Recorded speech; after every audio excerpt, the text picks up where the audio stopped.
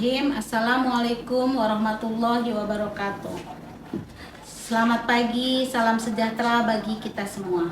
Perkenalkan, nama saya Rohailis Nur Aisyah, dosen pada program studi kewirausahaan Fakultas Ekonomi dan Bisnis Universitas Banten Jaya. Pada kesempatan ini, saya akan menyampaikan salah satu mata kuliah yang diampu, yaitu mata kuliah pengantar akuntansi. Mata kuliah ini berada di semester 2 dengan bobot 3 SKS. Pemaparan ini dibuat dalam rangka mengikuti seleksi sertifikasi dosen tahun 2023 sebagai pernyataan diri dosen untuk menunjang Tridharma Perguruan Tinggi atau disingkat dengan PDD KTP di bidang pengajaran. Dengan demikian, pada mata kuliah pengantar akuntansi ini disusunlah capaian pembelajaran mata kuliah atau biasa disebut dengan CPMK dalam mata kuliah pengantar akuntansi. CPMK adalah kemampuan yang dijabarkan secara spesifik dari capaian prodi yang dibebankan kepada mata kuliah dan bersifat spesifik terhadap bahan kajian atau materi pembelajaran mata kuliah tersebut. Adapun capaian pembelajaran pada mata kuliah ini adalah mahasiswa mampu memahami dan menjelaskan tentang pengertian bidang kegiatan dan persamaan dasar akuntansi, pengelolaan dokumen transaksi, pencatatan transaksi dalam buku jurnal, pengelolaan buku besar, buku pembantu terhadap akhir penyelesaian siklus akuntansi, perusahaan jasa, dan terakhir terhadap penyelesaian siklus akuntansi perusahaan dagang. Mata kuliah ini memberikan pengetahuan dasar mengenai akuntansi sebagai pengantar untuk mempelajari lebih lanjut akuntansi keuangan dan bidang-bidang pengetahuan lain yang terkait dengan akuntansi. Pokok-pokok pembahasan dalam mata kuliah ini adalah membahas akuntansi perusahaan jasa dan akuntansi perusahaan dagang secara skala kecil. Sedangkan kriteria dan bentuk penilaian yaitu dinilai dari segi ketetapan mahasiswa dalam memahami, menyelesaikan studi kasus, serta objektif dalam menjelaskan materi yang dibahas sehingga materi pembahasan terintegrasi dengan baik. Bentuk tes yang dilakukan oleh mahasiswa adalah membuat resume pembahasan materi dan penyelesaian studi kasus dengan berdiskusi antara mahasiswa dan dosen. Bobot penilaian dalam mata kuliah ini adalah di mana kehadiran adalah 30%, tugas 10%, kuis 10%, UTS 25% dan UAS 25%. Demikian rencana pembelajaran studi mata kuliah pengantar akuntansi yang biasa saya sampaikan. Semoga CPMK yang diberikan pada mata kuliah ini tercapai yang diharapkan dan ditargetkan oleh para dosen pengampu. Sekian, terima kasih. Assalamualaikum warahmatullahi wabarakatuh.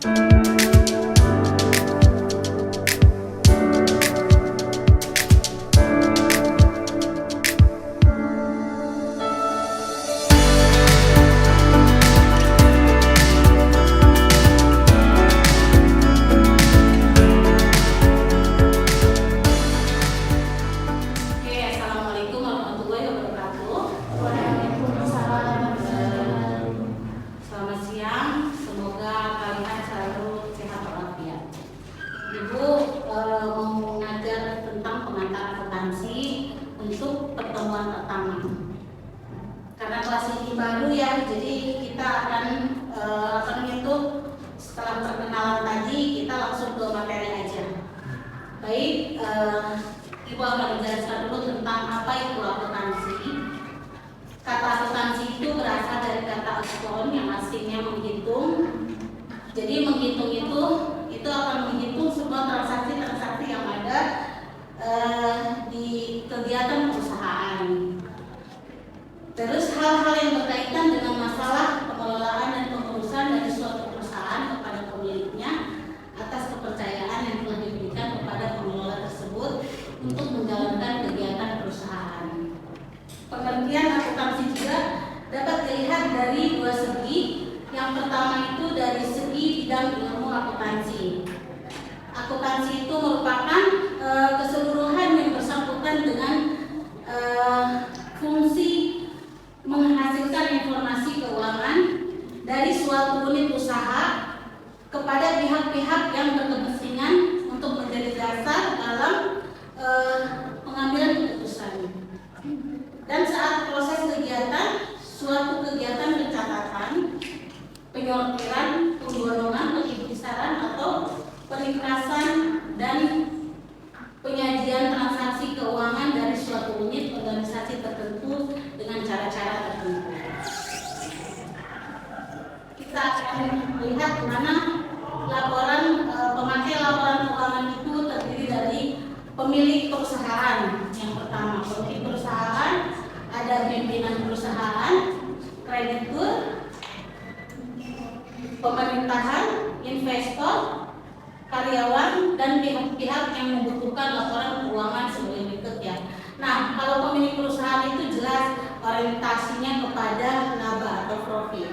Karena misalnya laporan keuangannya itu menunjukkan laba atau rugi, itu sangat berpengaruh terhadap pengambilan keputusan selaku pemilik perusahaan. Kalau pemimpin perusahaan, untuk mengetahui bagaimana kinerja perusahaan tersebut, apakah perusahaan ini layak dilanjutkan atau harus diberikan modal lagi, sehingga laporan keuangan itu sangat penting ya bagi pemimpin usaha untuk melihat bagaimana bagaimana laporan keuangan di perusahaan tersebut, apakah laba atau rugi. Kalau rugi misalnya, berarti pemimpin perusahaan itu harus memberikan solusi kenapa ini terjadi kerugian. Tapi kalau laba berarti harus ditingkatkan atau dipertahankan. Juga dapat sebagai sumber untuk pengambilan keputusan bagi pimpinan perusahaan untuk melanjutkan perjalanannya perusahaan tersebut. Kalau kreditur, apa kepentingan kreditur terhadap laporan keuangan suatu organisasi atau perusahaan itu? Kreditur itu dia kan yang memberikan modal kepada kita ya, kepada perusahaan. Maka kreditur itu harus bisa melihat, harus tahu dulu nih apakah laporan keuangannya ini bagus, sehat atau tidaknya. Suatu perusahaan itu kan dilihat dari laporan keuangan. Makanya kalau perusahaan-perusahaan yang berlabelkan terbuka itu biasanya laporan keuangannya itu diekspos di luar, di media nasional untuk diketahui oleh bersama bahwa layak tidaknya si kreditur memberikan kredit, biasanya bank ya gitu ya. Ini perusahaan ini mau mengajukan pinjaman. Kalau laporan keuangannya rugi, pasti tidak akan ada yang mau memberikan pinjaman ya kan. Nah, kalau misalnya perusahaan ini sehat, bagus keuangannya, kreditur akan dengan mudahnya karena jaminannya itu si laporan keuangan tersebut. Jadi kepentingan si kreditur untuk mengetahui tentang laporan keuangan itu untuk hal itu ya, untuk pemberian pencairan dana. Kalau pemerintahan itu biasanya berhubungan dengan regulasi. Contohnya gini, kayak sekarang ada undang-undang di ketenagakerjaan bahwa harus UMR. Nah, kalau laporan perusahaannya itu rugi terus, perusahaan juga mau bilang apa? Misalnya perusahaan menyampaikan laporan keuangan seperti itu kepada pemerintahan, sedangkan pemerintahan punya aturan bahwa gaji karyawan itu harus UMR. Nah, banyak di kita masih perusahaan-perusahaan yang kecil menengah itu masih di bawah UMR. Padahal pemerintah itu sudah mengeluarkan peraturan harus UMR. Nah, kenapa seperti itu? Dilihat juga dari laporan keuangannya. Kalau mungkin laporan keuangannya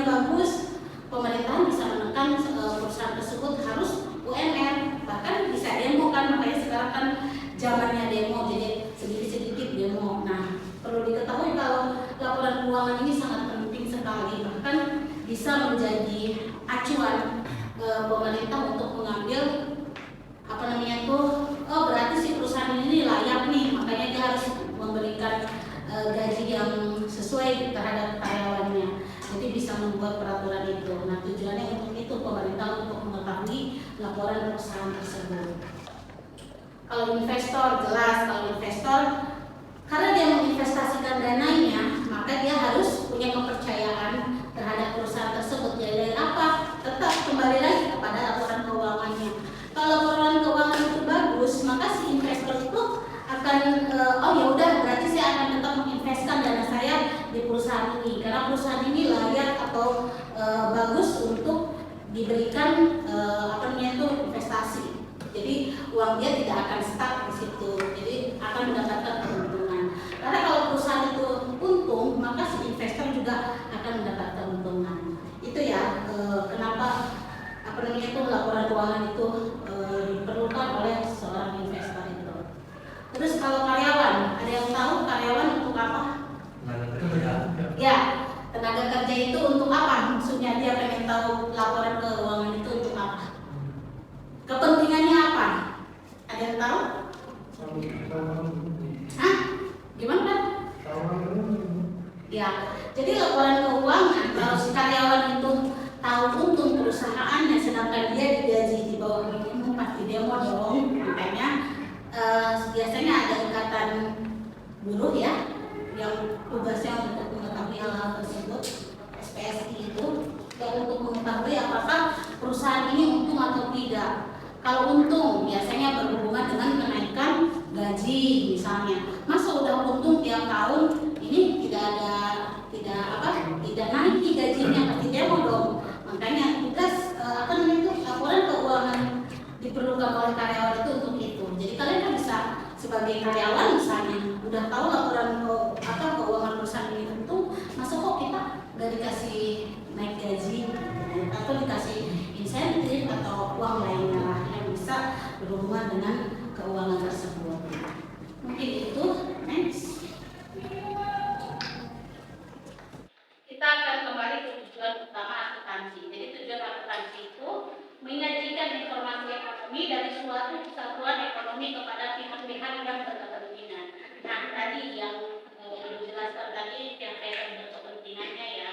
Jadi tujuan akuntansi memang untuk menyajikan informasi tersebut kepada pihak-pihak yang memerlukannya. Timbulnya bidang-bidang khusus di lapangan akuntansi dikarenakan adanya kemajuan teknologi dan perekonomian. Karena kemampuan dari seseorang terhadap cabang suatu ilmu sangat terbatas. Jadi bidang-bidang akuntansi itu tidak cuma akuntansi saja, akuntansi keuangan atau financial accounting. Jadi akuntansi itu bukan cuma akuntansi aja ya. Jadi ada bidang-bidang akuntansi itu, di mana yang pertama akuntansi keuangan, financial accounting, yang kedua pemeriksaan akuntansi atau auditing, yang ketiga akuntansi biaya cost accounting, yang keempat akuntansi manajemen atau manajemen accounting, yang kelima akuntansi perpajakan tax accounting, yang keenam sistem akuntansi accounting system, yang ketujuh anggaran perusahaan budgeting, yang kedelapan akuntansi pemerintah atau governmental accounting. Jadi itu jenis-jenis akuntansi. Itu bisa diuraikan nanti biasanya dilanjutkan untuk akuntansi keuangannya akan diperdalam lagi tentang akuntansi keuangan, terus pemeriksaan akuntansi akan ada lagi. Nah, kalau mata kuliah Ibu ini hanya pengantar akuntansinya saja. Ajar bagaimana akuntansi, apa jenis akuntansinya. Next. Kegiatan akuntansi ada recording journal, classification ledger, summarization dan reporting. Jadi tadinya merecord kita tuh mengumpulkan, terus kita masukkan ke dalam jurnal. Si transaksi atau semua kegiatan laporan keuangan itu transaksi akan kita direkod dalam sebuah jurnal. Terus kita klasifikasikan menjadi ledger. Selanjutnya akan menjadi summarization itu buat meresum ya semua kegiatan-kegiatan sehingga diolah menjadi laporan keuangan dan akan menjadi reporting. Jadi laporan keuangan dan sudah menjadi informasi yang bisa disebarkan ke pihak-pihak yang berkepentingan tadi. Next. Prinsip-prinsip akuntansi. Ada kesatuan akuntansi, kesinambungan, harga pertukaran, prinsip pengakuan penghasilan dan beban. Badan usaha, karena akuntansi atau laporan keuangan itu sangat erat hubungannya dengan perusahaan, maka kita harus tahu dulu jenis-jenis usaha badan usahanya itu ya. Yang pertama itu badan usaha dan jenis perusahaannya. Badan usaha itu ada badan usaha perseroan, badan usaha persekutuan, badan usaha perseroan atau corporation, koperasi ya, koperasi. Nah, perusahaan kalau usaha perseroan itu seperti perusahaan jasa ya. Terus kalau badan usaha persekutuan itu ada perusahaan dagang dan perusahaan manufaktur. Itu kalau jenis perusahaannya ada jasa, dagang dan manufaktur, ada 3 jenis. Karena dari 3 jenis perusahaan itu laporan keuangannya itu akan berbeda. Kalau perusahaan jasa mungkin yang berbeda itu perkiraannya saja, item-item transaksinya aja yang berbeda. Secara global sama laporan keuangannya itu ada biasa seperti biasa kita ada laba rugi, ada neraca dan perubahan modal untuk laporan keuangan. Tapi yang membedakan itu tergantung kepada jenis perusahaannya. Kalau jenis perusahaan jasa lebih simpel dibandingkan dengan perusahaan dagang.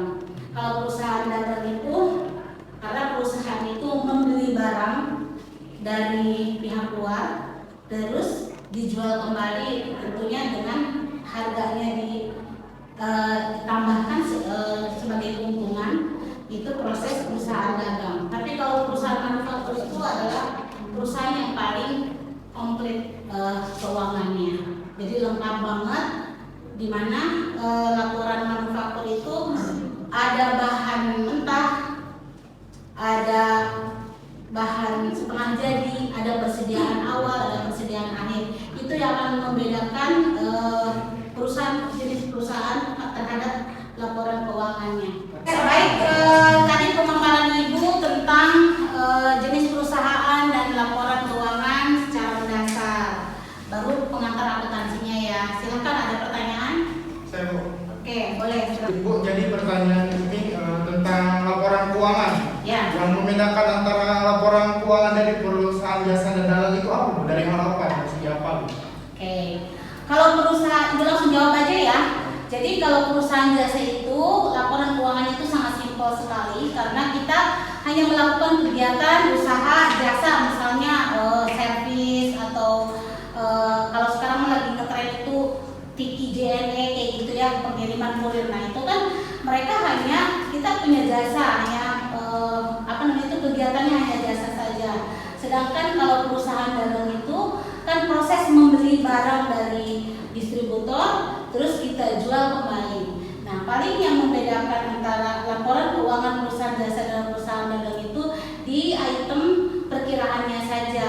Kalau di perusahaan dagang itu tidak ada transaksi seperti pengembalian barang atau retur diskon pembelian barang atau barang yang rusak kayak gitu. Tapi kalau jasa itu langsung paling kita misalnya ada kegiatan terus kita melakukan jasa kita memberikan jasanya terus kita dibayar, sudah selesai seperti itu. Jadi laporan keuangan lebih simpel.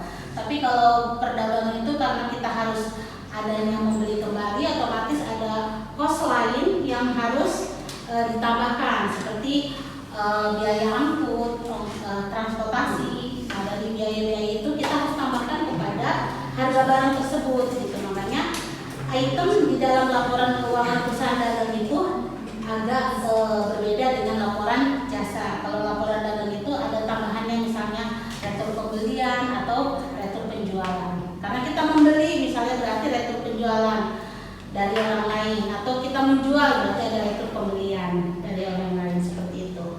Mungkin item-item itu aja yang membedakan dari laporan keuangan. Tapi secara umum laporan keuangan itu sama.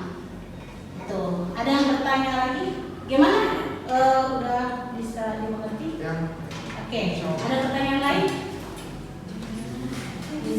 bertanya? Iya. Bu, izin bertanya, Bu. Ya, boleh, silakan. Pertanyaannya, laporan keuangan itu terdiri apa saja sih, Bu?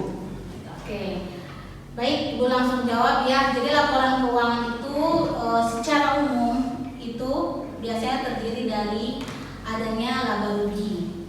Kenapa saya nggak rugi laba? Biar ucapan adalah doa. Jadi laba dulu kita yang sebutkan, laba rugi. Kalau dulu kita rugi laba ya kan, tapi saya lebih suka menyampaikan laba dulu baru rugi. Ada laba rugi, terus adanya neraca dan perubahan modal. Itu yang termasuk dalam laporan keuangan. Ada yang ingin ditanyakan dengan laporan keuangan? Kalau nanya jenisnya itu aja, ada 3 itu untuk laporan keuangan. Kalau nanya boleh. Boleh. Kalau untuk laporan keuangan pemerintah itu biasanya apa saja? Laporan pemerintah sama ya. Kalau laporan pemerintah itu sama, mungkin beda itu dari transaksinya.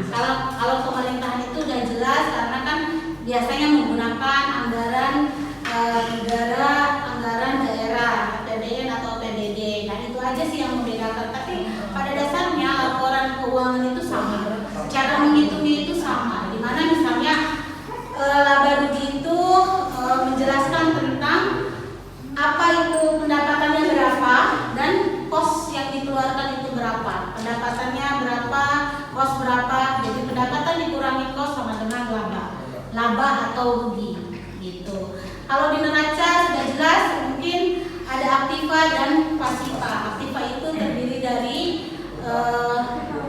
bukan. Kalau aktiva itu ada kas, ada piutang, ya. Terus aktiva juga ada aktiva tetap, ada aktiva lancar. Kalau aktiva lancar yaitu tadi kas, piutang, surat berharga, ya kan. Kalau misalnya aktiva tetap itu ada tanah, gedung, aset lah ya gitu. Tapi kalau misalnya di pasifanya ada hutang dan modal. Oke, terima kasih atas perkuliahan pertemuan pertama ini dan apa namanya tuh sangat aktif di kelas ini. Ibu ucapkan terima kasih. Mohon maaf bila ada penjelasan yang kurang jelas, nanti kita akan bahas di minggu depan. Terima kasih. Assalamualaikum warahmatullahi wabarakatuh.